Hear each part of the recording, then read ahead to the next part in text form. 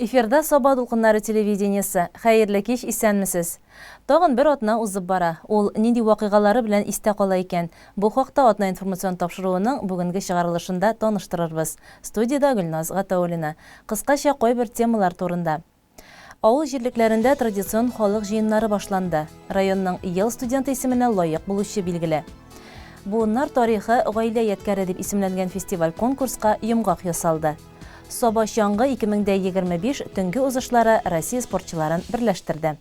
Әлеге һәм башка яңалыклар турында алдагы минутларда тулырак сөйләрбез. Авыл җирлекләрендә традицион халык җыеннары башланды. Биредә җирлек башлыклары, җитәкчеләр ел дәвамында башкарылган эшләргә хисап тота, халык борчыган мәсьәләләрен әйтеп калырга ашыга. Киләсе хәбәребез Сатыш авыл җирлегендә үткән җыеннан әзерләнде. Районыбызның авыл җирлекләрендә традицион халык җыеннары башланып китте. Безнең инде традицион рәвештә җыеннарыбыз һәр елны шушы авыл җирлекләре белән оештырыла. Быел инде без үзебезнең җыеннарны 27 январьдан башлап 10 февральгә кадәр дип үзебезгә план тотып куйган идек. Бу җыеннарда инде без халыкның беренчедән халыкка үзебезнең эшләгән эшләр турында җиткерергә җыенабыз. Республиканың эшләгән эшләре турында аларны күзәтеп китергә мөмкинчелек бирәбез. Инде аннан соң безнең шушы авыл җирлек җыеннарында билгеләнгән авыл башлыклары үзләренең хисапларын тотачаклар. Учреждениеләр һәрберсе үзләренең отчетларын тыңлап китәчәкбез. Ел дәвамында эшләгән һәм аларның үзләренең булган планнарына күз салып.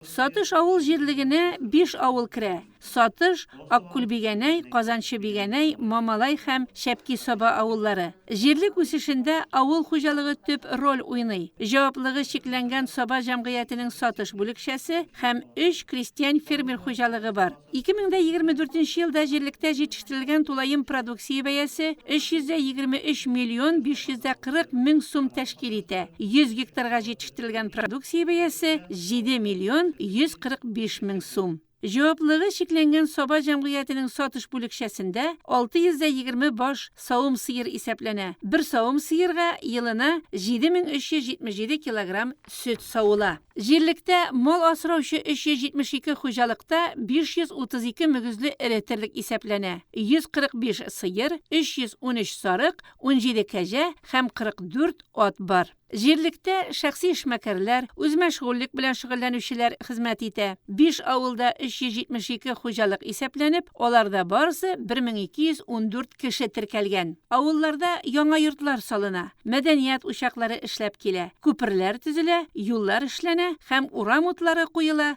спортка зур әһәмият бирелә. Авыл җирлегендә эшләүчеләр оешма учреждение җитәкчеләре һәм шулай ук Соба районы эчке эшләр бүлегеннән участок инспекторы Динар Гыйлметдинов һәм янгынга каршы күзәтчелек буенча җитәкче Айнур Галимуллин һәм башкаларның чыгышларын игътибар белән тыңладылар. Гомумән, сатышлылар җыенга бердәм йөри һәм алар мондый очрашулардан канәгать кала. Бик әйбәт яшибез. Җыеннарга киләбез, авыл халкы да бик теләп килә. Үзебез дә елда калмыйбыз җыеннардан. Район җитәкчеләре белән әңгәмә бик яхшы аңлаешлы бара. Газы кергән, су, ут, юллар әйбәт. Район җитәкчеләренә рәхмәт. Аллага шөкер, исән сау яшәргә генә язсын. Украинада баручы махсус хәрби операция хәрәкәтләрендә катнашучы якташларыбыз чираттагы ялларына кайта. Батыр егетләребез бүгенге көндә патриотлык хисләрен туплап, бердәм булып җиңүне якынайту өчен көрәшәләр. Алар белән без сезне якыннанрак Ватан сагында сәхифәсендә таныштырырбыз. 2025 ел республикада һәм илебездә ватанны саклаучылар елы.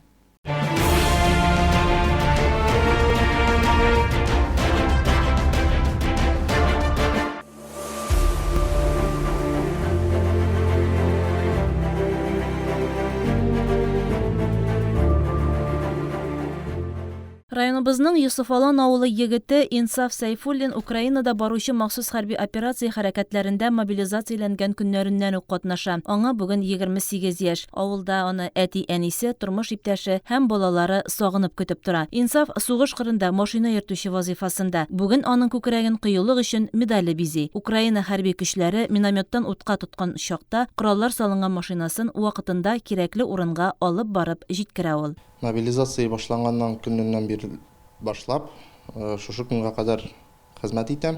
Луганский областьта безнең активный оборона форматында бара. Шул бөтен кешебез белән тырышабыз сакларга. Кораллар барсы да бар, боеприпаслар барсы да җитәрлек. Җирле халык, местныйлар дип әйтгәндә, русча әйткәндә, очрашабыз көн сайын диярлек. Алар шулда сугыш баруга карамастан тормыш алып баралар. Кемнеңдер китәсе килмәй, кемдер туган ягын ярата, һәр бер кеше туган ягын ярата бит, нәрсә генә булса да. Карашлары начар түгел, әйбәт. Ярдәм итәләр, гуманитар ярдәм буенча гуманитар ярдәм килә, бик зур рәхмәт. Җибәргән кешеләргә, актив катнашкан кешеләргә, сездән башкачарак булыр иде, сезнең ярдәм бик ярдәм итә. Бик зур рәхмәт. Биектау, Теләче, Саба һәм башка районнардан гуманитар ярдәм бик күп килә. Бик тырышалар. Ашын, киемнәрен, кирәк-ярак, стройматериал, көнкүреш, кирәк-яраклары барсы дагын килеп тора. Бик зур рәхмәтемне әйтәсем килә гуманитар ярдәм белән шөгыльләнгән һәм җыйган, тырышкан абый-апаларга, кешеләргә, әби-бабайларга, әти-әнигә, хатыныма һәм балаларыма түземлек сорыйм, саулык, сәламәтлек. Алла бирсә, бетер сугыш, исән-сау әйләнеп кайтырбыз. Җиңү безнең якта булачак. Батыр, курку бүлмәс егетләребез белән горурланабыз. Тизрәк зур җиңү белән әйләнеп кайтуларын телибез. Бүгенге көндә махсус хәрби операциядән кыска вакытлы ялга кайткан тагын бер егетебез Сатыш авылыннан Ильяс Шакиров. Ул да мобилизациянең беренче көннәреннән үк хәрби зонада. Бу ялы аның тормышында истәлекле вакыйга белән куанычлы. Егет сөйгәне белән никах укытып гаилә кырды. Ильяс хәзерге вакытта Донецк өлкәсендә хезмәт итә. Ул кораллар өчен җаваплы. Хәрби хәрәкәтләрдә күрсәткән кыюлыклары, алдына куелган бурычларны үтәүдә җаваплылыгы өчен за отвагу, за доблесть Суворов медальләренә лаек. Шул 29 сентябрь 2022 елда Саба военкоматыннан алып киттеләр, мобилизованный. Бер ай Казанда булдык. Аннары төрле дивизион ине, пехота полк булып төрле җиргә киттек.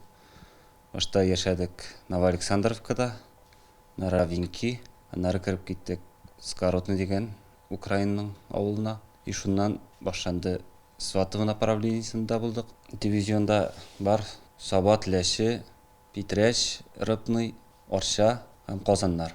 Берничә генә башкорт егете дә бар. Ял вакыты бәк сирәк була инде. Ял вакытында безнең киемнәреңне әзерләп, җуып, нитеп, водительләр машиналарын карый. Без үзебезнең орудияларны өйрәнүләре бар, медицинага, связнийләрен өйрәнәбез буш вакытларда. Без бер атнага керәбез эшкә, огневойга.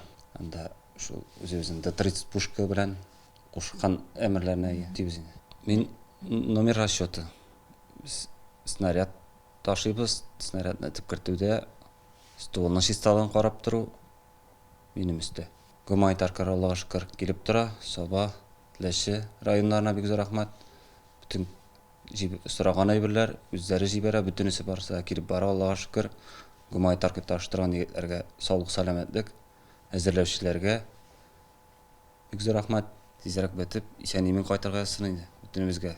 Әти-әнигә, туганнарга, тормыш иптәшем Әдиләгә, әби-бабайга, кода-кодагыйларга барсына дагы түземлек, сабырлык, сәламәтлек. Алла бирсә, бу афәтләр тизрәк бетеп, тизрәк күрешергә насыйп булсын. Әти-әнисе, туганнары, ә хәзер инде тормыш иптәше өчен дә Ильяс өйдә сагынып көтеп алынган иң кадерле кеше. 25 гыйнвар көнне егет сөйгән яры Әдилә белән никах укытты. Яшьләр гаилә кырып җибәрде. Аларга исәнлек, саулык, бәхетле тормыш телибез. Якыннарын шатландырып, зур җиңүләр яулап, Ильяска һәм сугышта булган барлык ир-егетләребезгә дә туган җирләренә әйләнеп кайтырга язсын.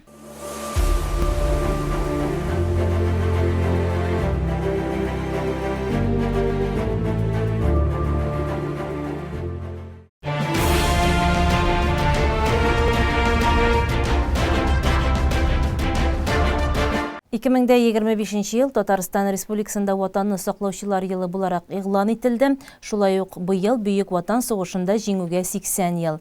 Ел башыннан Саба үзәк китапханәсендә әлеге вакыйгаларга бәйле рәвештә чаралар әледән-әле үткәрелеп тора. 27 гыйнвар Ленинградны фашист блокадасыннан тулысынча азат итү көне буларак билгеле.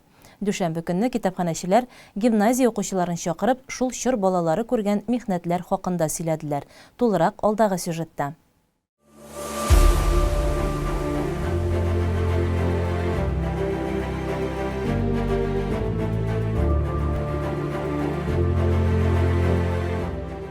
Саба гимназиясының 7-нче сыйныф укучыларына Ленинградтагы камалыш, ачлык, авырлыклар хакында сөйләделәр. Илдус Диндаровның «Ак төннәрнең кара көннәре» повесте аша тылда барган тормыш турында таныштырдылар. Китапта сугыш чорында балалар күргән бөтен авырлыклар тасвирлана. Ел башыннан бик матур чараларын башлап җибәрдек.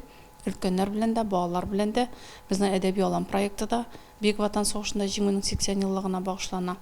Һәм менә 1 февральдән без Алла бирсә шушы уңайдан әдәби марафон игълан итәбез һәм бөтен райондашларыбызны шушы марафонда катнашырга чакырабыз. Иң беренче эш итеп менә бу марафонга әзерләнгәндә біз шушы китапларыбызны барладык. Менә безнең алар китап күргәзмәсендә дә һәм инде бөтен кешегә дә китап җитмәү сәбәпле без аларның электрон базасын булдырдык. Сугыш чоры турында язылган әсәрләрдән электрон база эшли бүгенге көндә. Бөтен кеше дә анда кирип, шушы ссылка аша безнең Саба китапханәсе битенә куелган ссылка аша кирип, аларны укый ала, танышып чыга ала. Һәр атна саен район китапханәсендә сугыш турындагы әдәби әсәрләргә нигезләнгән кино һәм видеофильмнар карыйлар һәм бергәләп фикер алышалар. Укучыларга Ленинград блокадасы шаһиты булучыларның истәлекләре тупланган видеоматериал күрсәтелде. Китапханәгә җыелган укучылар да сугыш турындагы чынбарлыкны җиткерү максатыннан үткәрелгән чарадан бик канәгать калдылар. Бу чара бик ошады, бик аңлаешлы булды. Шул ук вакытта барыбер музейлар әйберләр эшләве һәм шул 125 грамм булса да ипигә яшәп, бары гаилә эчендә бүлеп, шуны күпме булса балага, шуны ашаганнарын. Бу чара аша бик күп яңа белем алдым. Балалар ничек яшәгәннәр, нинди заманнар булган, авыр булган икән аңладым. Бик әз ашау эләккән, бик авыр булган заманда. Шуңа күрә хәзер безгә ашауның кадерен белергә кирәк икән аңладым. Китапхана хезмәткәрләре китапның эштәлегенә тукталганда балалар шул вакыйгаларны күз алларыннан кичергән кебек булганнардыр магайын. Укучыларның каршысына кичкенә генә ипи телемнәре дә куелган иде. Авыр сугыш елларында ачлыктан шул 125 грамм ипи коткарып калганлыгын күз аллап булды. Илдус Диндаровның «Ак төннәрнең кара көннәре» повестенең ахырын укучылар өйләрендә укыячаклар.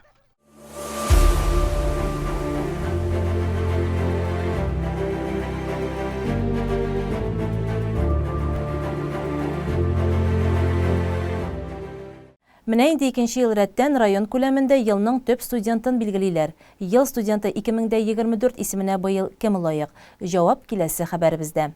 Камиллеккә шикләр юк. Матурлыктан күзләр камаша. Кичә Сабантуй күңел ачу комплексында төрле уку йортларында белем алучы студентлар белән бергә очрашу булды. Аларны Шәмәрдәндәге яшьләр үзәге дәшеп китерде. Напта районыбызда бик зур вакыйга. Без инде бүген студентлар көненә багышланган 2024 елга нәтиҗә ясыйбыз. Үзебезнең әле генә үтеп киткән студентлар көне уңаеннан бу идея инде безнең Саба муниципаль районы башлыгы белән берлектә, яшьләр эшләре, яшьләр үзәге белән берлектә башкарыла. Алар безгә мөмкинлекләр тудыра. Без инде бүген үзебезнең ел студенты конкурсына йомгак ясыйбыз. Саба студентларының шулай бергәләшеп, сый нигъмәтле өстәлләр артында сөйләшеп, фикерләшеп утырганнары бар иде барын. Ә менә бу очрашу үзенең эчкерсезлеге, гадилеге белән аерылып торды. Районыбызның төрле авылларыннан килгән яшьләрдән яшьлек дәрте бөркелә иде. Ул безгә дә күчте. Ә без исә аларның берничәсе белән очрашып, сөйләшеп, әңгәмә кырдык. Тыңлыйк әле.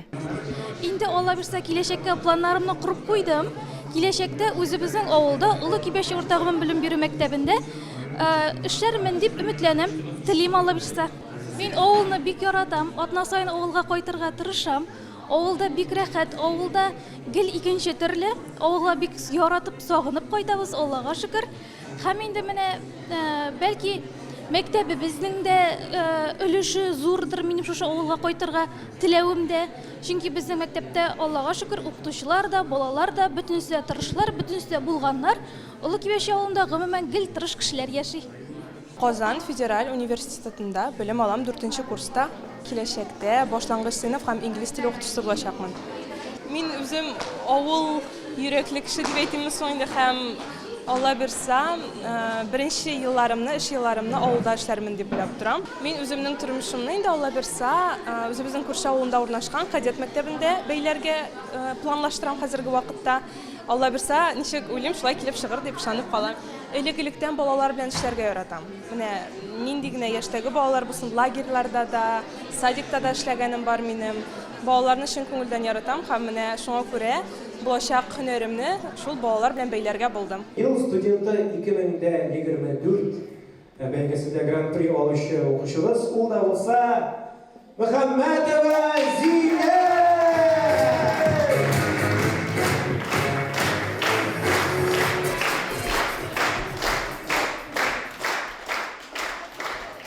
Беренче диплом алгач кайда барырга исәп? Инде мин ул вакытны көтеп тормадым. Хәзерге вакыттан ук мәктәптә эшлим, татар теле, әдәбияты һәм инглиз теле укытам. Шуңа күрә исәп шул юнәлештә дәвам итәргә, үземне сынарга һәм тагын да яңа үрләр яуларга тырышырга. Үзебезнең Олы Шыңар авылының укытучылар коллективына, чөнки алар һәрберсе менә алар үзләренең укучыларына биргән белемнәре укучыларын бик үстерә, аларны белемле итә һәм киләчәктә укучылары менә шулай югары үрләр яулый торган кешеләр булып үсәләр. Шуңа күрә мин аларның һәрберсенә, һәр укытучыма бик рәхмәтлемен. Аларга сәламнәремне юллыйм.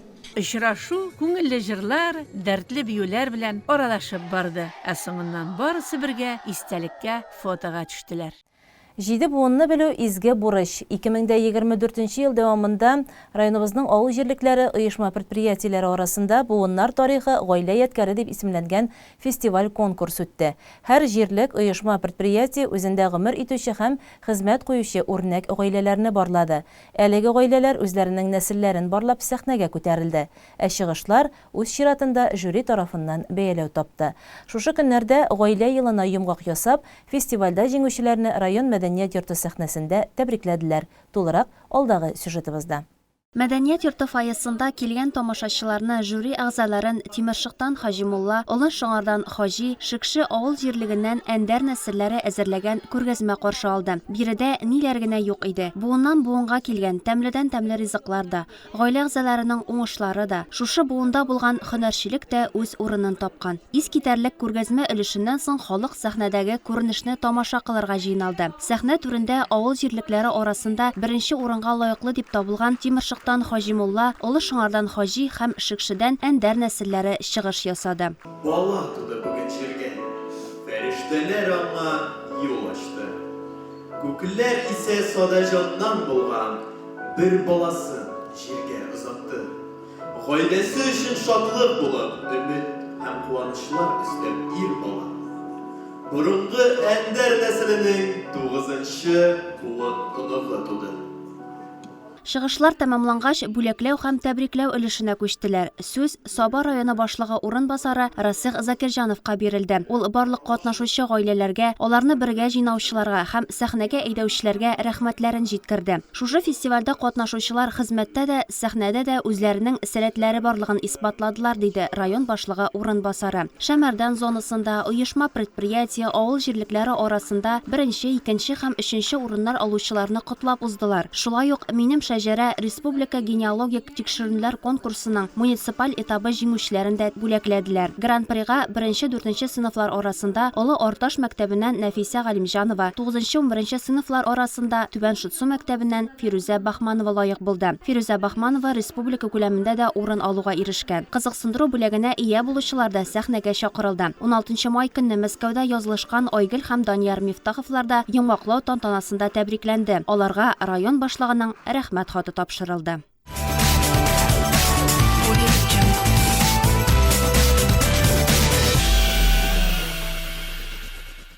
Узган шимбәдә Ямле Соба яр буенда Соба чаңгы 2025 ярышы узды. Алдагы еллардагы кебек үк илебезнең төрле төбәкләреннән иң көчле чаңгычылар килде. Аларны салкын һава торышы да куркытмады. Ниһаять, чын кышны күрдек дип һәркем үзенә тиешле дистанцияны узды. Ярыш мизгелләренә бергәләп күз салыйк. Собада үткәрелә торган бу ярышны чаңгычылар көтеп алалар. Салкын булса да, җилсез һава торышы, менә дигән чаңгы трассасы һәм башка уңайлыклар чаңгы бәйрәме рухын тудырырга ярдәм итте. Иң элек стартка балалар бакчаларына йөрүче кичкенәләр басты. Бик тырышып узыштылар. Һәрберсенә оештыручылардан бүләкләр дә тапшырылды. Матур итеп фотоларга төшеп өйләренә таралышканнан соң 2 километрга старт бирелде. 2011-2013 елгы яшүсмерләр әлеге араны бик тиз шуып үттеләр. Чаңгыда шуу Тахир Шафигуллинның иң яраткан спорт түрі. Ул ярышларга йөрү үзеңне формада тотарга ярдәм итә дип саный. Бүген Зеленодольскка мен барган ев, шунда чаптык.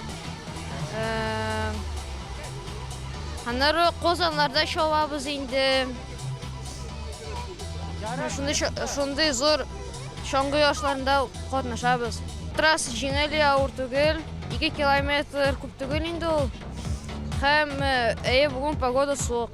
Әлеге чаңгы ярышы спортчылар арасында бик популяр. Спортчылар гына түгел, тренерлар да бу ярышка ныклап әзерләнәләр. Күрше Балташ районында да чаңгычылар шактый катнашты. Балташ спорт мәктәбе тренеры Ленор Галимҗанов ярышта алдагы елларда үзе дә катнашып призы урыннар алган. Быел исә төп көчне балалар белән шөгыльләнүгә биргән. Үземнән бер кызынап килдем монда, үзе килде инде. Зеленодольсктан кайтышлый, шунда ярышка килергә исәп булды. Әтиен исәп килде, мин Балташтан килдем инде. Шоңылары менә итергә, заявитергә, эшкәртергә булышырга инде. Балташтан шоңышлар та килде монда, мужиклар олы, теге муниципаль служащийлар тоже үзләренең ярышларын әзерләнәләр. Шулай ук та 1-2 бала тоже үз әтиәниләр белән килде. Кызыксыну бар, безнең инде шулай ук менә 4нче ярыш булырга тиеш инде балалар арасында. Шунда бергә зурланып та үткәрәбез. Балалар бик яратып йөриләр. Чаңгы ярышының баш хакимдары Әлим спорт мәктәбе директоры, Татарстан Республикасының атказанган физик культура хезмәткәре Рифат Гыйзамов спортчыларга, җанатарларга барсында үз вакытында аңлатып ярышны алып барды. Собада набережныйда Соба чаңгы ярышлары башланып китте. Бу инде без инде башладык башта саиклар арасында, хәзер инде менә 2 километрга йөгереп килделәр кызлар, җегетләр. Безнең инде бүген шундый көн булды. Зей шәһәрендә, Зеленодольск шәһәрендә безнең первенство Татарстаны барайы. Менә безнең Соба җегетләре тоже кайтып җитте. Молодцы. Менә тор шаптар хәзер аларның, biz аларның хәзер результатларын карабыз. Менә судьялар результатларын чыгарабыз. Менә ровно 5 минуттан соң бүләкләячәкбез буларны. Хәзер инде менә әзерләнәбез шабырга 5 километрга тоже кызлар җегетләр 2008-2009 елгы арасында чагыш була. Шуңа күрә бүген инде как раз погода да әйбәт булды, самое главное. Мен думаю, бүгенге чаңгы ярышлары бик әйбәт үтәр дип. 5 километрлы дистанцияда 2008-2009 елгы яшүсмерләр көч сынашты. Бойлар сабасыннан Ильяна Хабирова һәм Оршадан Камиля Нигъмәтҗанова бу ярышта берничә ел катнашалар. Призлы урынга эләгү елдан-ел авырлаша барса да, кызлар быел да призерлар исемлегендә. Мин инде чаңгыдан 1нче класстан бирле шуам, 7 яшемдән. Мин инде 1нче урын дип өметләнгән идем, но менә шулай итеп булып чыкты инде. Трасса да әйбәт иде, погода да әйбәт иде, салкынрак кына азрак. Минем тренерым Азамат Илдусович, Аршаның спорт школасында шөгыльләнәм. Чаңгыда узышу кышкы чордагы иң популяр спорт төрләренең берсе. Алга таба Кәротнада чаңгыда узышу ярышлары районыбызда үткәреләчәк. Соба чаңгы 2025 ярышы исә спортчылар арасында елдан-ел популярлаша, катнашучыларның да географиясе киңәя бара. Гомумән 220дән артык чаңгычы стартка басты. Безнең чаңгы ярышлары елның елында артып бара дип әйтергә була инде. Ни өчен дигәндә безнең трассалар яңа барлыкка килә. Менә хәзер 2 ел безнең измәдә яхшы трасса дип әйтергә кирәк. Шәмәрдәндә, Лисхозда, монда Собада естественно трасса инде. Безнең нәрсә белән мөмкинлек күп. Чаңгылашучыларга безнең трасса төне буе яна диргә була. Монда төне буе чаңгылашырга була. Но бүген инде безнең Соба чаңгы ярышы, традицион ярыш дип әйтергә кирәк. Елны шушы зур чара белән башлыйбыз. Бүгенге чарада 121 чаңгычы катнаша. Монда Казаннан да килгәннәр, Шавылдан да килгәндән, келгәннәр. Саба чаңгычлар да бар монда. Киров облысыннан да келген кешеләр бар. В общем, география бик зур дип әйтергә кирәк. Ну, монда әзрәк салкын булуга карамастан, чаңгычлар бик яхшы настроение белән трассага чыгарга әзерләнәләр. Безнең үзебезнең Таипов Алмаз, Таипов Нияз шикелле көчле егетләребез бүген трассага чыгачак. Ярышларны ачу тантанасында Россия Федерациясының атказанган физик культура хезмәткәре, биатлон буенча Татарстан җыелма командасы тренеры Радик Миногулов, Саба районы башкарма комитеты җитәкчесе Марат Ишниязов катнаштылар. Спортчыларга матур изге теләкләрен җиткерделәр. Быелгы узышта бераз гына үзгәреш тә бар иде. Хатын-кызлар 10, ир-егетләр 15 километрга узышты. 22 хатын-кыз һәм 100гә якын ир-егет әлеге дистанцияларны буйсындырды. Ярыш бик киеренке барды һәм берәү дә бирешергә теләмәде. Призы урын алмаучыларда иң мөһиме спорт белән шөгыльләнү, позитив энергия алу һәм без моңа ирештек дип оештыручыларга рәхмәтләрен белдерделәр. Погода отличная, настоящая русская погода. Дистанция 15 километров. Я здесь первый раз. Мне очень понравилась трасса, очень подготовленная. Несмотря на то, что в этом году снега мало. Горки классные, все отлично. Спасибо за гостеприимство большое. Я любитель, занимаюсь первый год, по сути. Ну, второй раз на соревнованиях. Чисто для себя. Поэтому, мне все нравится. Райондашларыбыз Алмаз һәм Нияз Таиповлар, Зеленодольскидан Вадим Бирюков ир-егетләр арасында абсолют беренчелекнең җиңүчеләре һәм призерлары булдылар. Салкын дип чапканда салкын түгел. Әйбәт кенә погода булды. Как раз кышны күрдек бүген. Ошо авыр булмады. Беренче урынга Рашида җиткән идем. Беренче урын абый белән барас иттек. Ничек планда бар ие. Безнең өчен тренировка булды инде. Икенче атнага ярыш була. ПФО шунда шабырга дип әзерләнәбез. Үзебез Сабадан булгачтын, үзебезнең рәхмәт трассада шабасы килә. Монда әйбәт үткәрәләр. Үткәрүчеләргә бик зур рәхмәт инде, трассаны ясап торалар. Хатын-кызлар арасында абсолют беренчелектә Яршаллыдан Рамилә Вәлиева җиңүче булды. Кировтан Анна Кашиева һәм Казаннан Ольга Агиева призерлар. Райондашларыбызның да призлы урыннар яулавы аеруча сөенечле булды. Саба шаңгы 2025 ярышына быел да төрле төбәкләрдән көчле шаңгычлар килде. Алар алга табада ярышларда катнашу өчен көч һәм стимул алып киттеләр. Одна информацион тапшыруы шуның белән тамам. Һәр кемгә саулык, сәламәтлек, иминлек телибез. Илләр тынычлыгы, иман байлыгы бирсен Ходай. Кызыксындырган сорауларыгыз белән Саба дулкыннары телевидениесының 24311 23369 телефоннарына мөрәҗәгать итә аласыз. Чыгарылышларыбызны социаль челтәрдә карарга мөмкин. Һәрбер яңалыктан хәбәрдар булып, туган җиребезне яратып яшик.